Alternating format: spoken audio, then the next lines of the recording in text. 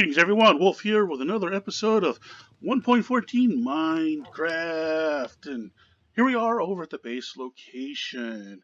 We're on episode 5. Alright, so, we decided to take it a little easy on this episode, because the last few episodes have been really, in my opinion, fast-paced. With all the new features and everything like that came out, I had a lot to show in the first episode. And I actually had over 3 hours of video recorded for that episode. As it was, I cut it down to approximately, 30 minutes or something like that. So there was a lot of information I had to give out, and I cut most of it out. So it's really, really fast-paced on that episode. And then right off the bat, my first project comes out to be a 3-phase spawner build, basically, what you see right here. Alright, so essentially when we came into the world, we started over in the savannah. And next to the savannah was a sunflower plains and a desert. And in the desert we have actually a village, and they're off towards the ocean side of the desert. There's actually a temple and stuff like that. Everything I've already explored and kind of found some stuff. Now, I traveled over from the savannah, which is in that direction there. I forget how many 100 blocks it is, but in that process there's a village that's between us and the savannah, and it's basically over in that direction. You know, it'll take about a minute and a half walk in that direction. As you can see, I have train tracks here because I took a couple of villagers out already to trade with and everything else and start setting things up. So essentially, that's exactly where we positioned ourselves. We positioned ourselves over here in this plains area.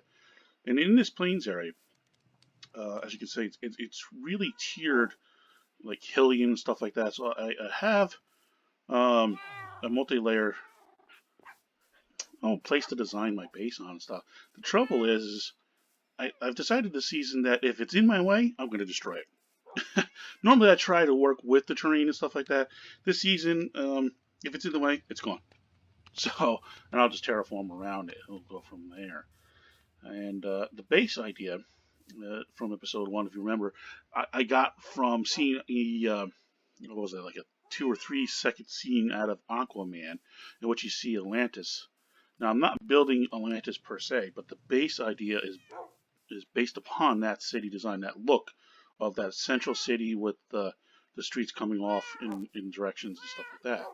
So what I plan to do is build a circular tower right here and have 4 points coming off in the 4 directions like that, and then of course building up and around it, and pretty much using what you see here, all of this, to build this one massive city type base. So let's see what we got here so far. We are now fully functional with our skeleton dungeon, record farm, and eventually skull farm. This is what we built in the last couple of episodes right here. Sorry for the glitchiness. It's woody and this farm and everything that's underneath us. That's one of the things that I've noticed, that there's still slight issues, load issues with the 1.14 release, and that's where a lot of my glitchiness comes from. At first I thought maybe it was because of some of the vanilla tweaks I was using. That's actually not the case. It literally is load issues. The game has frozen and crashed on me several times, and it has to do with the POIs. I know that much. And I created a city, or not a city, but a village. When I brought those 2 guys over and I have their crafting benches and stuff over there, that ended up creating a village right here. So there's some load issues, so I apologize again for the glitchiness. And above us is the farm for collecting our records and eventually our skulls, and underneath us is the farm for the skeletons. And we're going to hit nighttime shortly.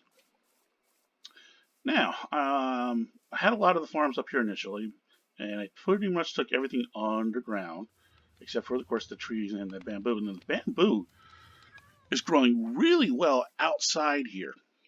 And I have to see how well it grows in my farm. In my test world, it doesn't grow as quick as it is growing like here in the wild. So I might have to keep an eye on that one.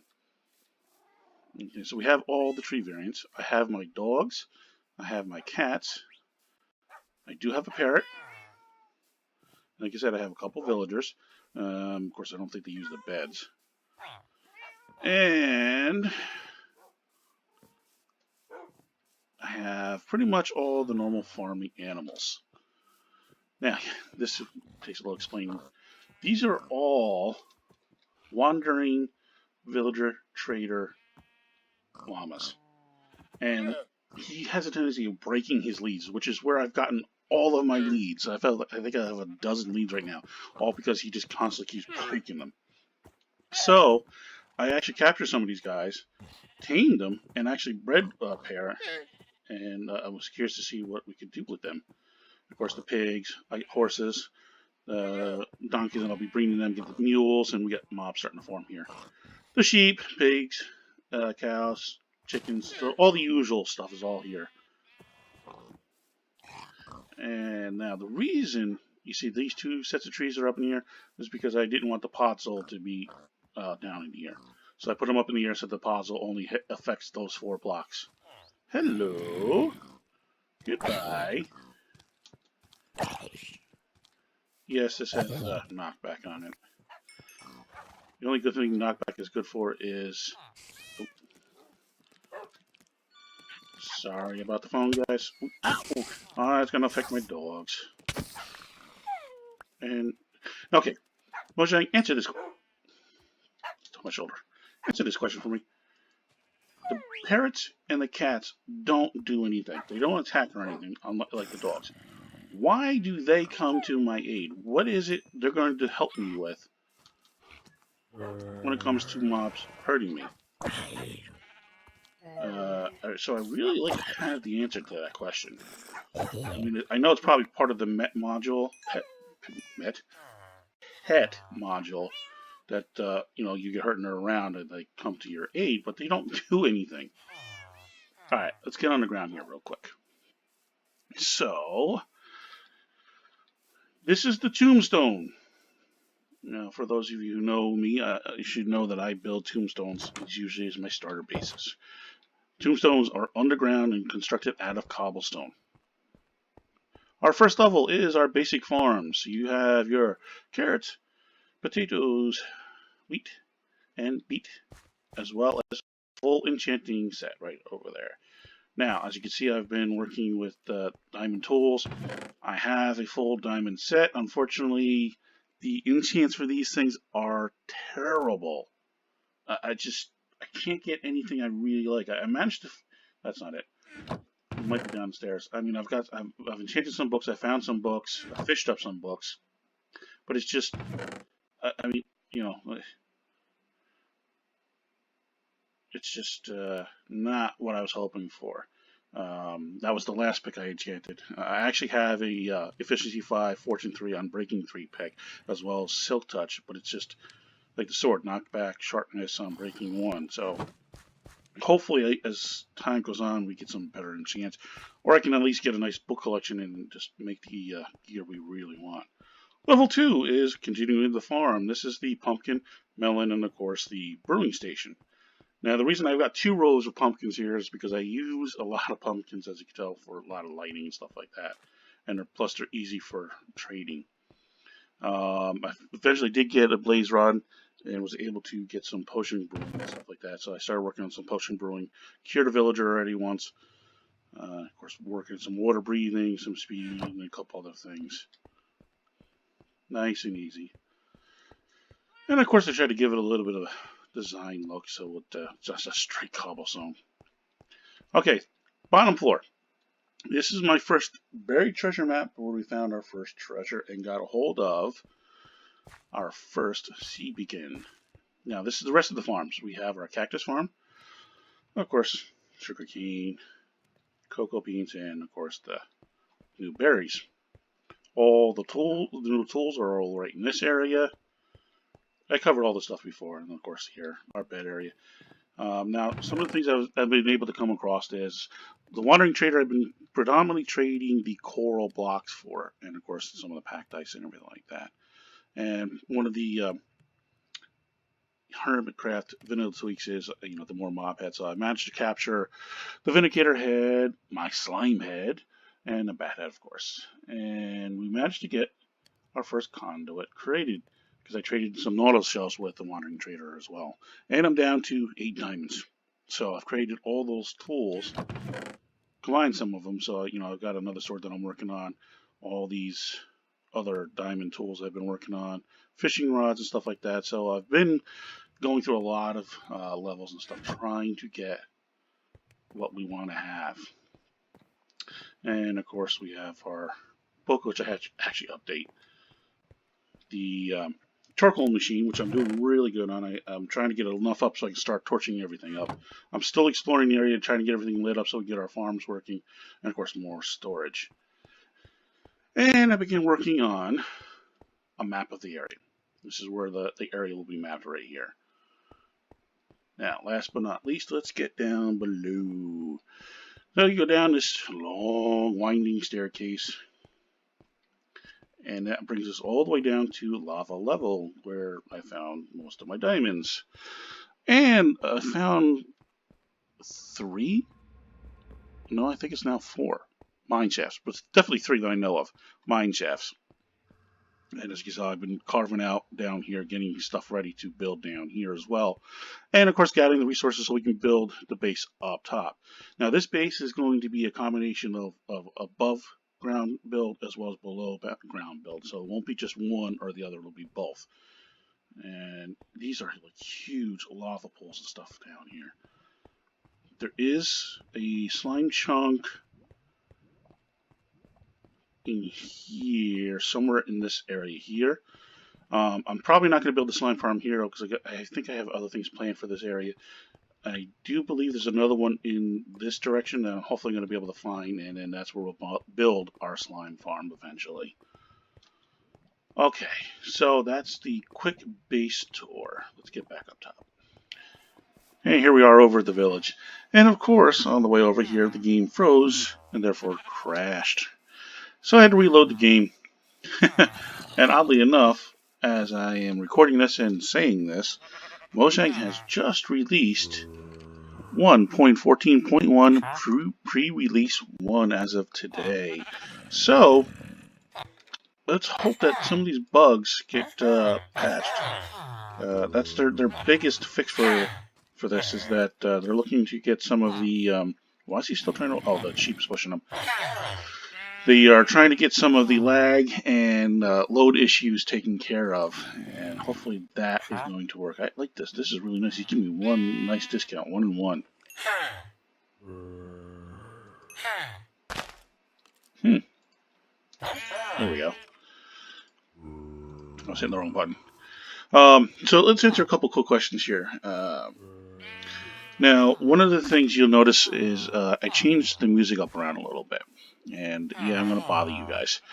The reason I did that is YouTube and a couple other countries have been really clamping down on what's allowable inside videos, especially when it comes to music and stuff like that. So what I had decided to do is I'm going to start using my own music. I'm in the process of learning the Native American style flute, and I've been so for a little bit now. So the music that you hear in the beginning is actually me playing on my flute, and eventually you'll probably hear when I'm doing some sequences and stuff like that. You'll hear me play a song or two. That's all going to come from me, and that hopefully will eliminate the possibility of anybody trying to say, "Hey, look, man, I'm using their music without permission and stuff like that." And that's gonna just eliminate that. And second part of that is in the first 2 episodes. That's odd. I should have had that recipe already. The storytelling. I'm a storyteller. I've been a storyteller for pretty much all my life. And one of the things I wanted to always get into the aspect is storytelling for the Minecraft series that I do. And so I started working on that, and of course the first 2 episodes has the beginning stages setting up the war that my character has with the undead of the game. Hopefully I will be elaborating more as that goes on in time. And then the next question, have you guys worked yet? Yes, you have. You reset. Good. The next question is will my family be joining me? The answer to that question is quite possibly yes. They've already, at least my children have already voiced wanting to come on to this world. So it is quite possible I will get them on as like guests and stuff. I'm not planning on designing the game or the series around my family like we did with the Family Derpcraft series, which is still going on, by the way. And the family definitely wants to do that as soon as we're done with their school. Although they will be attending their summer school programs, but their time will be a little bit more accessible so they can actually get on and start playing more. So we'll be getting back to the Family Derpcraft world soon. As to when they will come on here, I can't give you an estimated time yet because I'm not just quite sure on when, but when we do get a chance, I will get them on here and we'll set them up somewhere in the world and see what they do. They've already been practicing in their own 1.14 worlds and trying to learn all of the new stuff, and of course asking me a million questions, which is okay because that's what I do. So, I put this back ready. That's pretty much about it. Like I said, I wanted this to be a nice, relaxed episode, a little talky, and we're going to get right back into building in the next few episodes and going from there.